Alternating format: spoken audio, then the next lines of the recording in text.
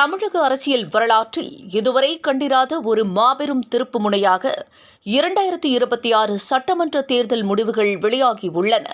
நடிகர் விஜயின் தமிழக வெற்றிக் கழகம் 108 இடங்களை கைப்பற்றி தனிப்பெரும் கட்சியாக உருவெடுத்துள்ள நிலையில் ஆட்சியமைக்க தேவையான 118 இடங்களை எட்ட முடியாமல் தொங்கு சட்டசபை நிலை உருவாகியுள்ளது. நடந்து முடிந்த தேர்தலில் தாவேகா 108 இடங்களிலும், ஆளுங்கட்சியான திமுக 73 இடங்களிலும், அதிமுக 53 இடங்களிலும் வெற்றி பெற்றுள்ளன. காங்கிரஸ் 5 இடங்களையும், பாமக 4 இடங்களையும் பிடித்திருக்கின்றன. விசிக, சிபிஐ, சிபிஎம் போன்ற கட்சிகள் தலா 2 இடங்களில் வெற்றி பெற்றுள்ளன. இதில் விஜய் ஒரு இடத்தில் ராஜினாமா செய்வதால் அந்த கட்சிக்கு 107 இடங்கள் உள்ளன. இந்த முடிவுகளின்படி விஜய் முதல்வராக பொறுப்பேற்க இன்னும் 11 எம்எல்ஏக்களின் ஆதரவு தேவைப்படுகிறது. திமுக மற்றும் அதிமுக ஆகிய இரு திராவிட கட்சிகளையும் எதிர்த்து அரசியல் களமிறங்கிய விஜய்க்கு இப்போது ஆட்சி அமைப்பதில் பெரும் சவால்கள் எழுந்திருக்கின்றன. விஜய் தரப்பு காங்கிரஸ் மற்றும் பாமக ஆகிய கட்சிகளின் ஆதரவை பெற்றால் பலம் 116 உயரும். மெஜாரிட்டிக்கு இன்னும் 2 இடங்கள் தேவை என்பதால் தலா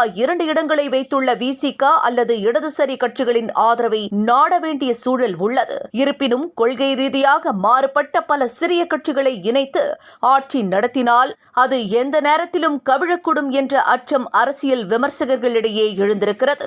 ஒரு நிலையான ஆட்சியை வழங்குவது விஜய்க்கு பெரும் தலைவலியாக மாறியுள்ளது. இந்த சூழலில்தான் தமிழக அரசியலில் டெல்லி மேலிடத்தின் தலையீடு இருப்பதாக தகவல்கள் கசிகின்றன. தாவேகா ஆட்சி அமைக்க அதிமுகவில் இருந்து வெளியிலிருந்து ஆதரவு வழங்க வேண்டும் என்று எடப்பாடி பழனிசாமிக்கு அழுத்தம் கொடுக்கப்படுவதாக கூறப்படுகிறது. மத்திய உள்துறை அமைச்சர் அமித்ஷா இந்த விவகாரத்தில் நேரடியாக காய் நகர்த்தி வருவதாக அரசியல் வட்டாரங்கள் தெரிவிக்கின்றன. அதிமுகவின் 53 எம்எல்ஏக்கள் ஆதரவு அளித்தால் விஜய் மிக வலிமையான மற்றும் நிலையான அரசாங்கத்தை நடத்த முடியும். டெல்லியின் இந்த வியூகத்திற்கு பின்னால் ஒரு நீண்டகால அரசியல் திட்டம் இருப்பதாக கருதப்படுகிறது. திமுக அதிமுக மோதல்களை தாண்டி ஒரு புதிய சக்தியை வளர்த்து விடுவதன் மூலம் திராவிட அரசியலின் அடிமை தளத்தை மாற்றியமைக்க முடியும் என்று பாஜக முயல்கிறது. அதிமுகவின் ஆதரவுடன் விஜய் ஆட்சிக்கு வந்தால் அந்த ஆட்சியை தன் கட்டுப்பாட்டில் வைத்திருக்க அமித்ஷாவால் முடியும். 2029 நாடாளுமன்ற தேர்தலில் தாவேகா மற்றும் அதிமுகவை ஒரே குடையின் கீழ் கொண்டுவர இது தொடக்க புள்ளியாக அமையலாம் எனவும் கூறப்படுகிறது. ஆனால் அதிமுக தரப்பில் இதற்கு கடும் எதிர்ப்பு கிளம்பியிருக்கிறது.